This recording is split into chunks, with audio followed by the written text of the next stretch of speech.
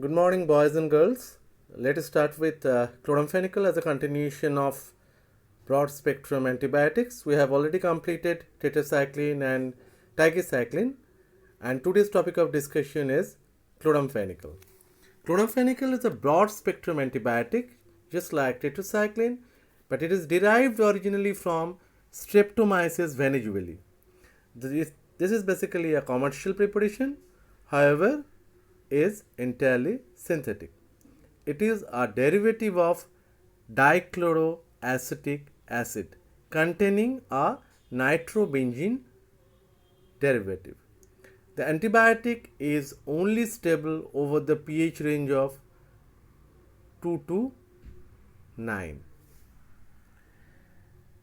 This was introduced in clinical practice in 1948 when it is obtained from Streptomyces venezuelae. It was initially, even when I was a student of medical college during my undergraduate curriculum, a first choice to treat typhoid fever for many years, but has been replaced by ciprofloxacin, cephalexin, uh, like drug uh, for the treatment of the same due to its dangerous adverse drug reaction known as bone marrow toxicity. We'll come to the discussion of the following topic related to adverse drug reactions later in my slides.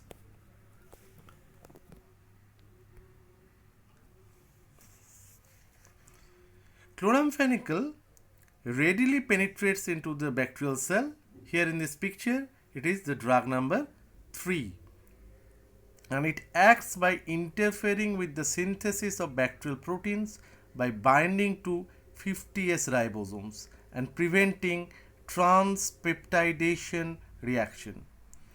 Resistance develops slowly to this antibiotic in vivo. However, resistant strains of E. coli, Salmonella, Shigella, and other gram-negative bacteria have been reported. It is due to the presence of a specific resistant factor.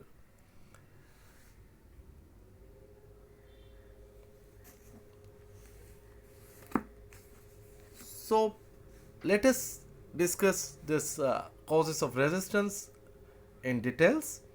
Most resistance to chloramphenicol is caused by chloramphenicol acetyltransferase. This enzyme catalyzes the acetylation of the hydroxyl group of chloramphenicol, which makes it unable to bind to the 50S subunit. And this is the main mechanism which is being mentioned at the top for the bacterial resistance of chloramphenicol.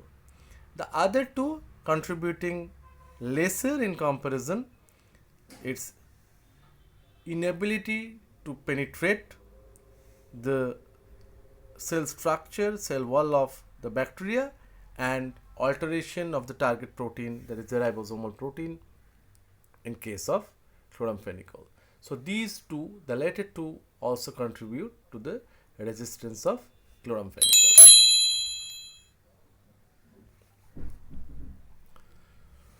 When we talk about its pharmacokinetics, rather than any other drug, it has a significant relevance in clinical practice.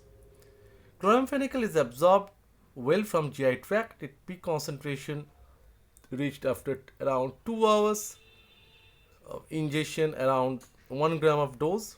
Chloramphenicol is available as inactive pamitate form. So basically chloramphenicol is available in two forms. One is called chloramphenicol pamitate, the other one is chloramphenicol succinate. Chloramphenicol succinate is mostly used as an injectable form. Chloramphenicol pamitate is hydrolyzed by pancreatic lipase in the duodenum with the subsequent absorption of the active compound. So basically this compound chloramphenicol pamitate is an inactive drug or kind of prodrug. Parenterally administered chloramphenicol is available, as I mentioned before, as a succinate ester, which must be hydrolyzed to the active compound by esterases in the liver, lungs, and kidneys. The succinate salt is mostly given via intravenous route, and its plasma concentration is unpredictable. Because of this reason, the oral preparation of chloramphenicol is most of the time showing better bioavailability in comparison to the intravenous one. Chloramphenicol is widely distributed because of its high lipid solubility and enters pleural, acidic and synovial cavities, eye abscess, cerebrospinal fluid, lungs, brain tissues in significant amount.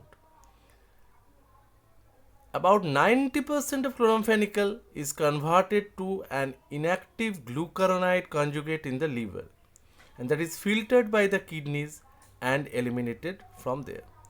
About 50% of the drug is bound to plasma protein, which get reduced in cirrhotic patients and also in the neonates. High concentration of free drug may accumulate in infants deficient in form of glucuronides, and which is very important to remember, because this kind of thing may lead to another adverse drug reaction of chloramphenicol in the babies, which is known as gray baby syndrome. Chloramphenicol, as 90% excreted in an inactive form by the kidney, hence relatively self administered in patients with renal impairment, but as it is going through a hepatic conjugation process and to glucuronide formation, not that safe in case of hepatic insufficiency. So chloramphenicol can be given safely in renal impairment but not in hepatic insufficiency or hepatic diseases.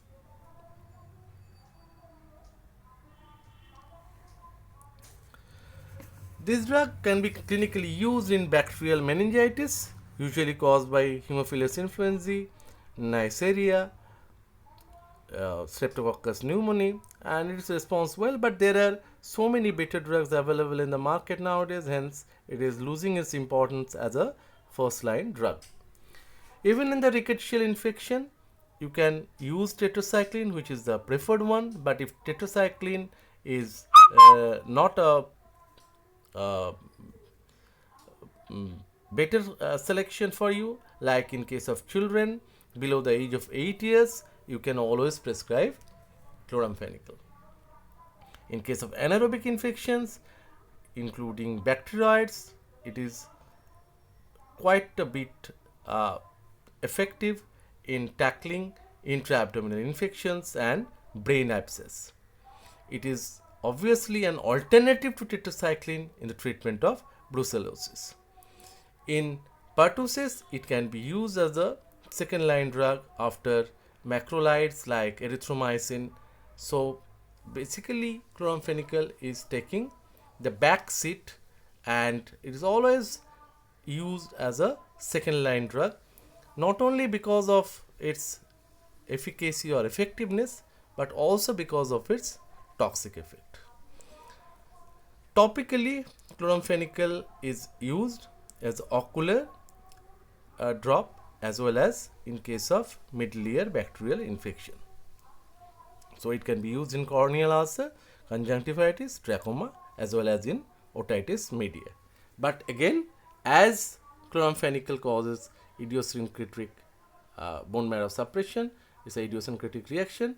So it's basically an dose independent phenomenon. We are quite scary or quite skeptical about using chloramphenicol as a first choice in any of this condition.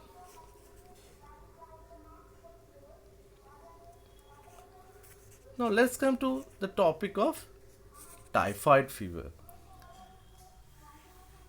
During my curriculum, third year student, as a third year medical student in medical college, we used to prescribe chloramphenicol as a first line drug in case of typhoid fever. Typhoid fever is caused by Salmonella typhi. After invading the intestinal mucosa, mainly the terminal ileum, the organisms invade the regional lymph nodes, and other tissues. Ideally, the antibiotics should be selected based on antibiotic sensitivity test. However, such facility is not always available in a large part of India, and the disease pattern is endemic. Hence, we have a list of drugs which are going to treat a case of typhoid fever. Nowadays, the first line drugs are ciprofloxacin, ceftriaxone, cefotaxime, and cefixime, azithromycin.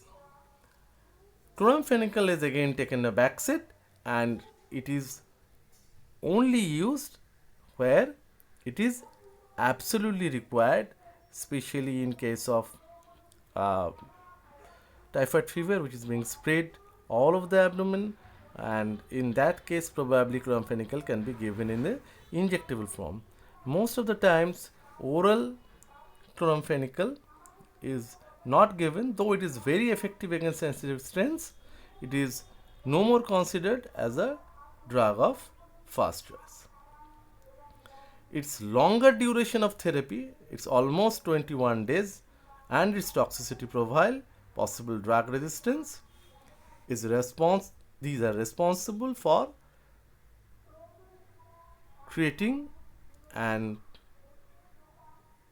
dilemma in the mind of the clinician to use chloramphenicol as a first line drug in case of typhoid fever. So in typhoid fever, chloramphenicol is never used as a first line drug.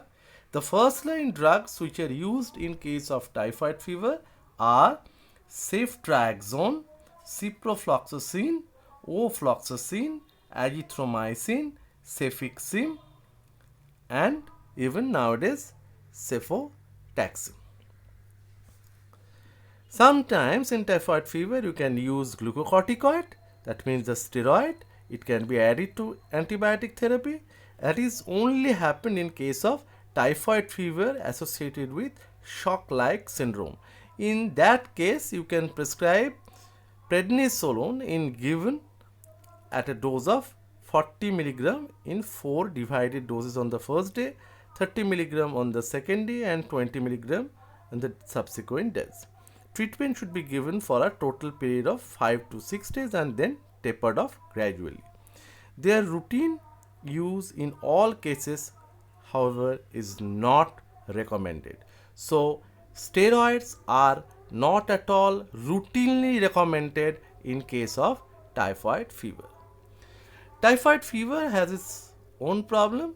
One of the problem is the carrier state, and carriers are defined as patients who continue to excrete the organisms in the stool for more than 3 months after recovery. Chloramphenicol does not prevent or eliminate the carrier state. The treatment of choice is ciprofloxacin 750 mg twice daily for 28 days. The other drugs effective in these cases are ampicillin and amoxicillin, which are secreted in bile. Patients with cholecystitis may need cholecystectomy. Paratyphoid fever, usually a milder disease, is also treated in a similar way.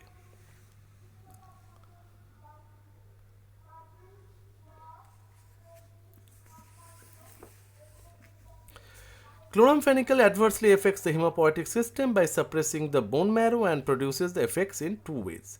A dose-related toxicity manifested as anemia, leukopenia, or thrombocytopenia, and the idiosyncratic response, that means even a drop, single drop, ophthalmic drop or drop used for your otitis media may lead to severe aplastic anemia, and which may lead to pancytopenia. So dose related toxicity occurs if the patient usually receives more than 50 mg per kg per day for 1 to 2 weeks, and the plasma level are usually more than 25 microgram per milliliter. The idiosyncratic response occurs on prolonged therapy or on repeated administration of the drug. It has this problem on the GI system. It may cause gastric irritation and nausea and vomiting at the manifestation of this gastric irritation, and that is pretty common. So we can ignore this problem in the clinical practice. But what we can't ignore is the toxicity in newborn infants. It's a complication known as gray baby syndrome encountered in infants given chloramphenicol. This syndrome is characterized by pallor, cyanosis, abdominal distension, vomiting, and circulatory collapse with 50% mortality develops in neonates with exceedingly high plasma concentration of the drug, which results from inadequate glucuronidation and failure to excrete the drug by the kidneys. Why it so happen? Neonates lack an effective glucuronic acid metabolism for the metabolic degradation and detoxification of chloramphenicol. In neonates, the dose of chloramphenicol should not exceed 25 mg per kg of body weight, which may be increased to 50 mg per kg for full term infants. So, this is the reason why, again, unless it is absolutely indicated, this kind of drug should be avoided in newborn infants. There are certain drug interactions which may encounter with chloramphenicol. As you all know that chloramphenicol is acting on primarily in the liver, and it is undergoing glucuronidation reaction. It inhibits hepatic cytochrome P450 enzyme system and thereby prolonging the half-life of many drugs that are metabolized by the same system, which includes warfarin, phenytoin, antiretroviral drugs like protease inhibitors, tolbutamide, which is basically a hypoglycemic agent, sulfonyl urea group of drugs. Whereas on the other hand, a drug like barbiturate decrease the half-life of chloramphenicol.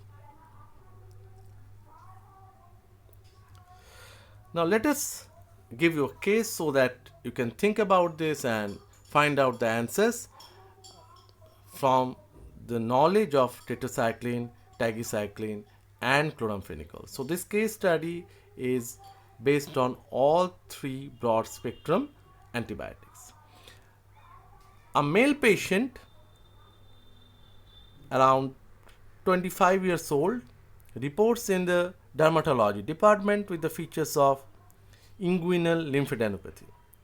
It is a tender lesion. The patient had a history of sexual exposure 20 days to 25 days earlier, after which he had initially noticed a genital ulcer. What could be the clinical condition you can expect? What could course of the disease be usually before an effective treatment is initiated? What could the symptoms seen in women be with the possibility of similar disease? How do you treat the condition? So this is the clinical problem which you can solve just by seeing these three drugs, the tetracycline, tigecycline and chloramphenicol, and keep it in your mind that a question may be given from this case study in your examination. Thank you so much for your patient hearing.